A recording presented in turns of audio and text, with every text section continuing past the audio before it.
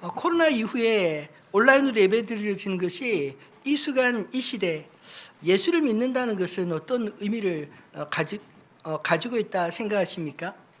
혹시 예수님의 사상과 신념에 동의하는 것 그것을 믿는다라고 생각하시나요? 아니면 예수라는 사람에 대해 흥미를 느끼고 기독교 콘텐츠의 재미를 유튜브에서 경험하는 것 그것이 예수를 믿는 것일까요? 혹시 내가 원하는 영적인 정보를 찾는 것으로 신앙을 생각하지는 않으십니까? 어쨌든 안타깝게도 코로나 이후 온라인으로 예배를 드리는 것이 익숙해지면서 신앙의 주체가 하나님이 아니라 내가 주체가 되어 선택하는 것으로 생각하는 경향이 두드러진 것이 사실이라 생각됩니다. 우리가 추구해야 할 바른 신앙, 균형 잡힌 신앙의 모습은 그럼 어떤 것이어야 할까요? 함께 하는 것, 함께가 빠지면 공허한 신앙, 신념이 되어버리기 쉽지 않을까요?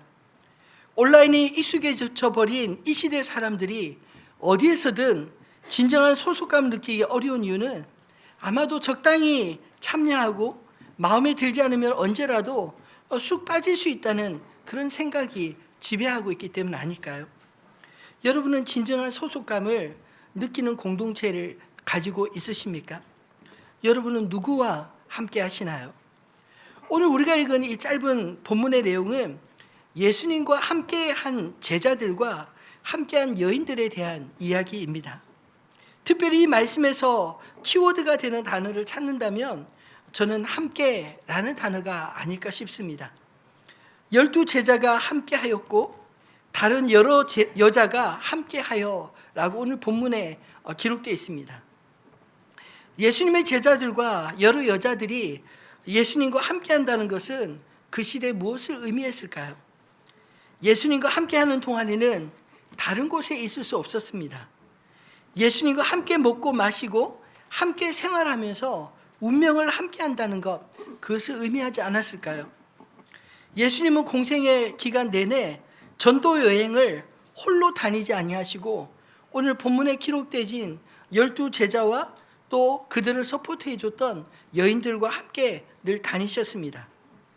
12 제자들을 세우시고 함께 다니신 이유는 그들을 가르치시고 주님의 공생애를 마치신 이후에 그들을 통해 복음이 계속 이 땅에서 전해져 이 땅에 하나님 나라를 세우시기 위함이었습니다. 그런데 주님의 전도 여행에서 우리가 간과했던 부분이 오늘 짧은 이 본문 속에 소개되어 있습니다. 바로 예수님이 공생의 기간 사용되었던 의식주 문제를 서포트했던 사람들이 있었는데 바로 오늘 본문에 언급된 여인들이었다는 것입니다. 특별히 그들 가운데 세 여인의 이름이 등장합니다. 막달라 마리아와 요한나, 수산나입니다. 그들은 어떻게 예수님을 따르게 되었을까요? 어떻게 주님이 가는 곳곳마다 함께하며 그 주님과 제자들의 필요를 채우는 일을 하게 되었을까요? 오늘 본문 2절 말씀에 보면 예수님을 따랐던 여인들이 어떤 여인인지 힌트가 나와 있습니다. 또한 악귀를 쫓아내심과 병고침을 받은 어떤 여자들, 예수님과 함께 전도여행을 다녔던 이 여인들은 특별한 사연들이 있었는데 그들은 악귀와 질병으로 고통 중에 있을 때 예수님을 만나 고침을 받았던 공통점을 가지고 있었습니다. 특별히 소개된 이 세 여인의 이름은 누가를 포함하여 초대교회 공동체가 잘 알고 있는 그런 믿음의 사람들이었습니다. 그 중에서 가장 먼저 등장하는 마리아는 동명이인으로 성경에 기록된 마리아의 이름이 많기 때문에 특별히 그의 출신지 갈릴리 인근에 막달라 지명을 넣어서 막달라 마리아라고 부릅니다. 여러분 성경에 기록된 복음서에 기록된 마리아 이름 몇 명이나 기억하시나요? 예수님의 어머니 마리아, 그리고 베다니의 나사로와 마르다의 누이, 향유 옥합을 부었던 마리아 또 기억하시지 않나요? 그리고 오늘 막달라 마리아, 그리고 누가복음 24장에 보면 예수님의 부활에 함께 갔던 여인 가운데 예수님의 모친 마리아뿐만 아니라 또 다른 마리아가 언급되어 있습니다. 이처럼 이 마리아라는 이름이 그 시대에 참 흔했던 것 같습니다. 그럼에도 불구하고 오늘 이 막달라 마리아가 초대교회에서 많이 알려진 이유가 있습니다. 사복음서에 공통적으로 이 여인의 이름을 기록하고 있는데, 왜냐하면 이 여인은 초기 때부터 예수님이 십자가에 달리시고 무덤까지 따라갔다가 부활의 첫 번째 목격자가 되었기 때문입니다. 그리고 또 한 여인 요한나는 특별히 그 남편의 이름을 함께 언급하고 있습니다. 헤롯의 청지기 구사의 아내. 이 점을 강조하고 있는 것을 보면 이 여인은 상당한 재력가로 예수님의 전도 여행의 필요를, 재정적 필요를 채웠던 사람인 것 같습니다.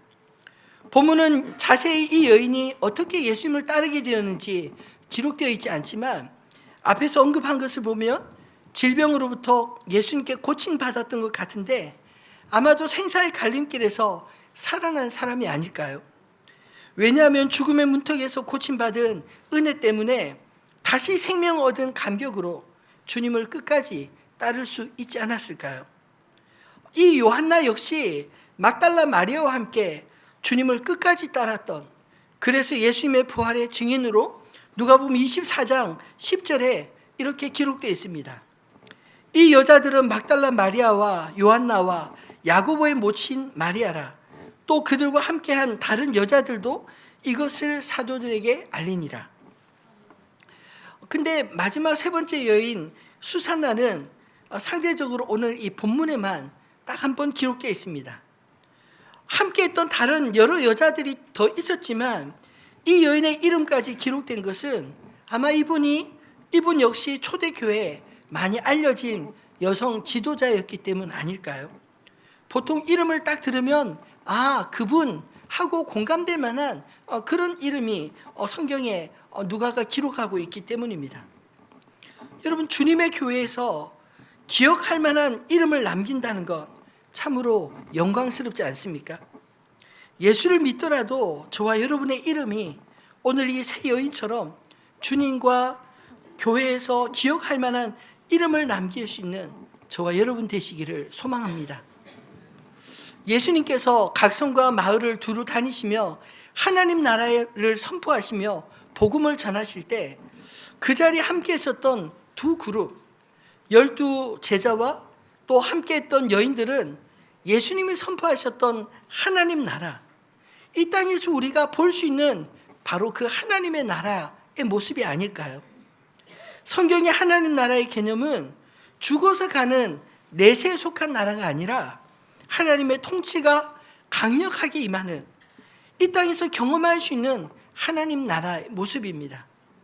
그 중심에는 물론 그리스도 예수께서 계시고 말씀이 선포되고 말씀의 능력이 개인과 삶에 즉각적으로 나타났습니다.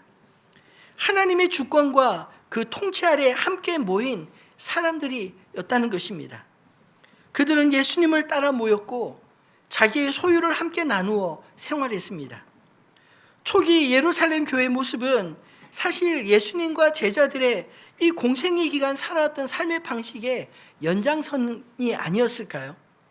사도행전 2장 45절로 47절에 예루살렘 초대교회의 모습을 한번 잠깐 보도록 하겠습니다. 같이 읽어보겠습니다. 사람마다 두려워하는데 사도들로 말미암아 기사와 표적이 많이 나타나는, 믿는 사람이 다 함께 있어 모든 물건을 서로 통용하고 또 재산과 소유를 팔아 각 사람의 필요를 따라 나눠주며 날마다 마음을 같이하여 성전에 모이기를 힘쓰고 집에서 떡을 떼며 기쁨과 순전한 마음으로 음식을 먹고 하나님을 찬미하며 또 온 백성에게 칭송을 받으니 주께서 구원받는 사람을 날마다 더하게 하시니라. 아멘. 참 비슷함이 느껴지지 않으시나요? 아마도 예수님의 공동체와 그리고 예루살렘 초기 공동체에 다른 차이가 있다면 예수님 대신에 그 자리에 12 제자들, 그 사도들이 있었고 예수님은 공생기간에 계속 이동하시며 사역하셨던 것에 비해 성전과 각자의 집에서 모였던 그 정도의 차이가 아니었을까요? 그건 역시 예루살렘 박해 이후에 교회는 뿔뿔이 흩어져 예수의 공동체를 이루며 각 소아시아 전역에 핍박받는 가운데서도 복음을 더 멀리까지 전할 수 있었습니다. 그렇게 이 복음이 2000년의 시간을 지나 오늘 우리에게까지 전해진 것, 이것이 참으로 놀라운 기적이지 않습니까? 하나님의 나라는 오늘도 이 땅에 교회를 통해 계속해서 확장되어져 가고 있는 것을 기억하시기 바랍니다. 그렇다면 예수님이 선포하신 하나님의 나라의 모습은 오늘 본문을 통해 어떻게 실현되고 있을까요? 첫 번째로 하나님의 나라는 믿음과 사랑이 있는 나라였습니다. 예수님과 함께한 사람들 중 12 제자들은 남성 그룹이었습니다. 그들은 자신의 세급을 포기하고 주님께 자신의 삶을 맡긴 자들이라 할 수 있지 않을까요? 다른 말로 하면 전적으로 예수님을 믿고 따르는 그런 사람들이었습니다.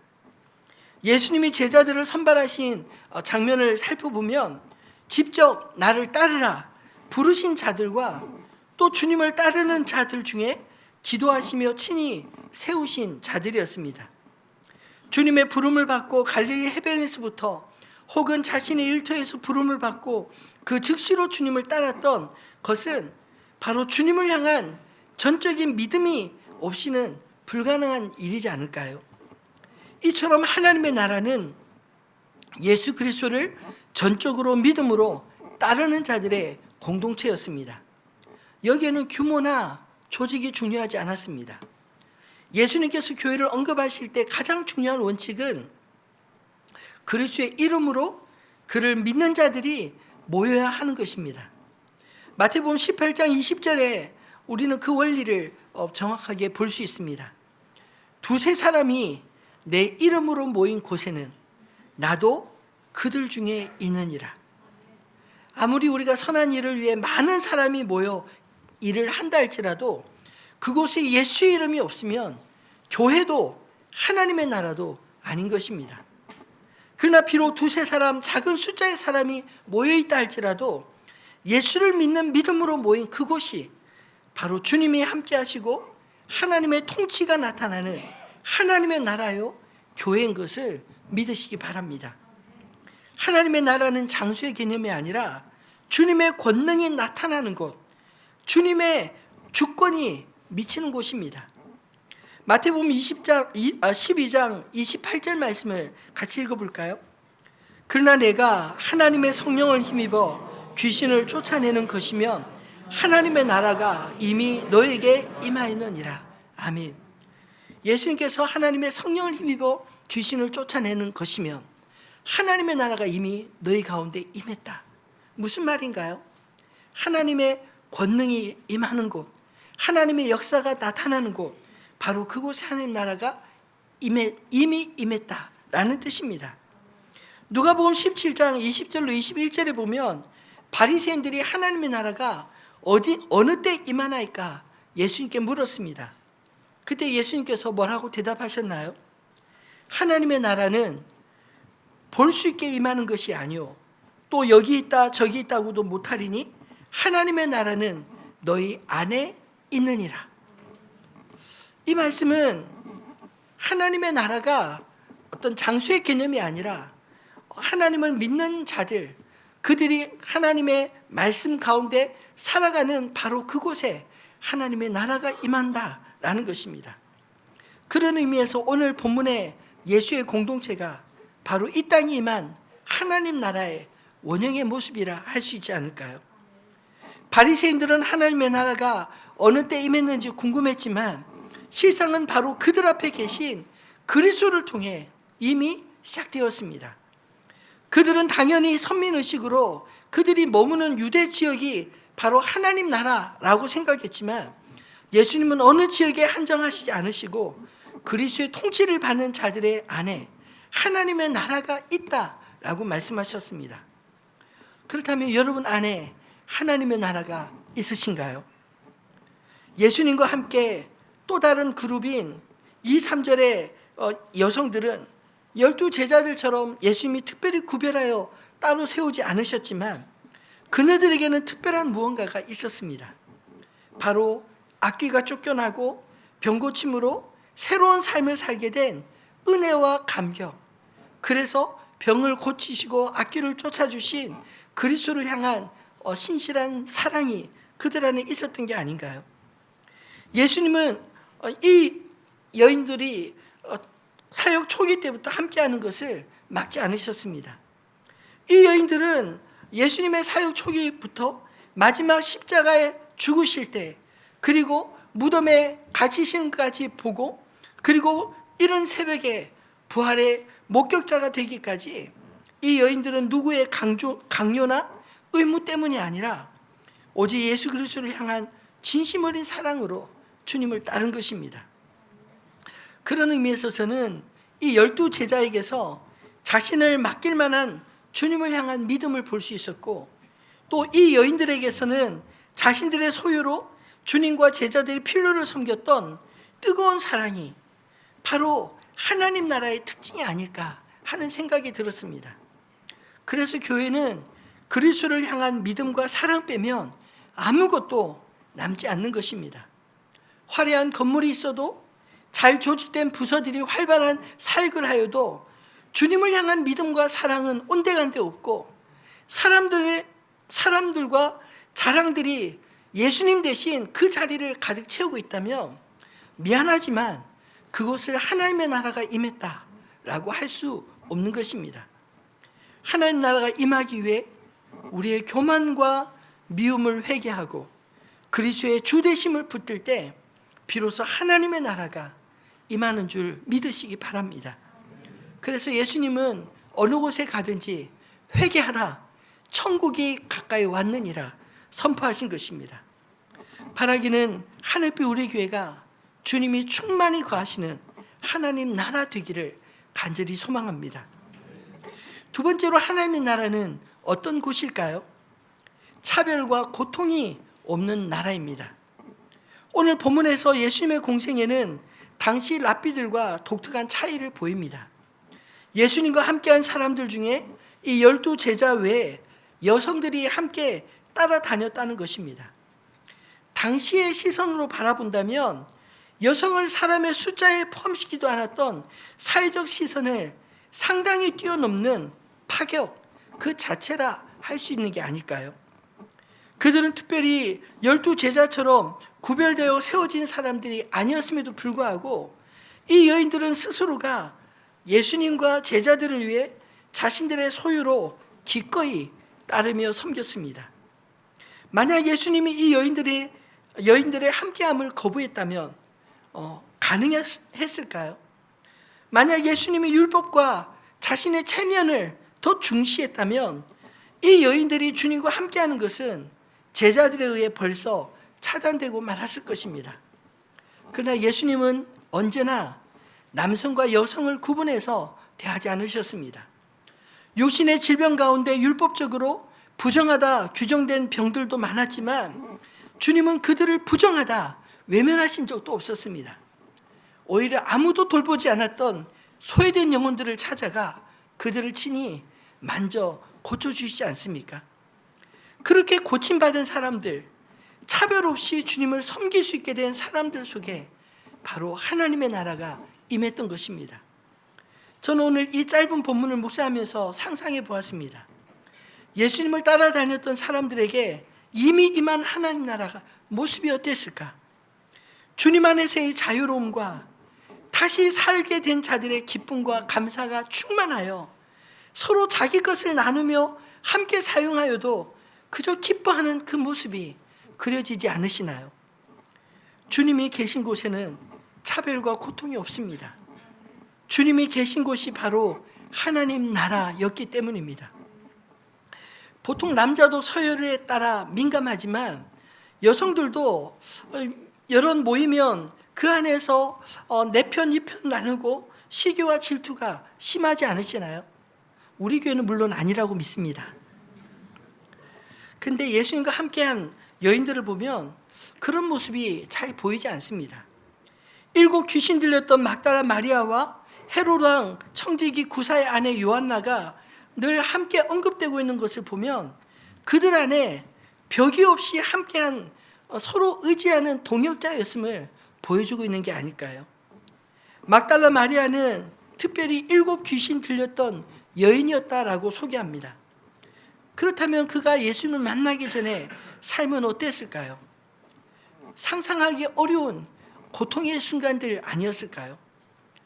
보통의 경우 그렇게 귀신에 의해 망가졌던 삶을 살았던 분이 회복이 되고 나서도 여전히 자신의 과거 때문에 수치스러워하거나 또는 과거의 모습을 기억하는 사람들에게서 귀신 들렸던 여인으로 기억되는 것이 부끄러워 회피하지 않나요?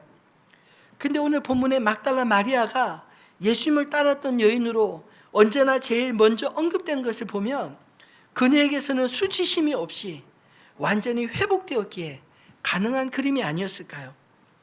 사람들이 뒤에서 전에 7 귀신 들렸다는 사람이래 이렇게 수군거리는 소리도, 또 여인으로서 사람들에게 늘 소개될 때 7 귀신 들렸던 사람으로 소개되는 것도 오히려 예수님을 만나 새로운 삶을 살게 된 그 기쁨을 넘어서고 빼앗을 수 없었던 것입니다. 이것이 완전히 치유된 사람의 모습이 아닐까요? 분명히 주님을 만나 회복된 과거의 은혜가 있음에도 여전히 과거의 고통 속에 벗어나지 못하시는 분이 계시다면 주님 안에서 자유하고 현재 하나님이 주신 건강한 삶을 기쁨으로 마음껏 누리시기를 바랍니다. 예수님이 계신 곳에는 차별과 고통이 없는 참된 자유함이 있었습니다. 주님이 우리의 창조주이시기 때문에 우리를 지으신 그대로 온전히 회복시킬 수 있는 분이심을 믿으시기 바랍니다. 그렇게 하나 되고 고침받은 사람들이 모인 하나님의 나라는 나눔이 있는 공동체였습니다.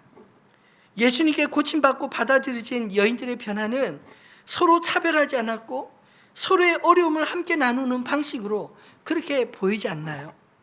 오늘 본문에도 다른 여러 여자가 함께하여 자기들의 소유로 그들을 섬기더라. 서로 다름에도 불구하고 하나된 행동, 하나된 모임을 가질 수 있는 것은 자기 것을 사랑으로 기꺼이 나누어 섬기는 모습으로 나타나게 되었습니다. 예수님을 따르는 사람들이 많았을 텐데 서로 기쁜 마음으로 먹을 것과 필요한 것들을 섬기는 이런 여인들의 수고와 헌신이 있었기에 하나님 나라 복음은 예수님이 가는 곳곳마다 더욱 힘있게 분명하게 전해질 수 있었던 게 아닐까요? 만약 함께한 제자들과 여인들 사이에 분열과 다툼이 있었다면 예수님께서 어떻게 각 성과 마을에 두루 다니시며 복음을 전할 수 있었겠습니까? 3년의 공생애를 한결같이 함께한 사람들이 있었기에 하나님 나라 복음이 가는 곳마다 힘있게 나타나고 그리고 그들에게 함께 나오게 된 줄로 믿습니다. 먹을 것, 잠잘 것 염려하지 않았던 것은 이처럼 뒤에서 이름 없이 섬겼던 수많은 여인들의 섬김이 있었기 때문에 가능한 게 아니었을까요?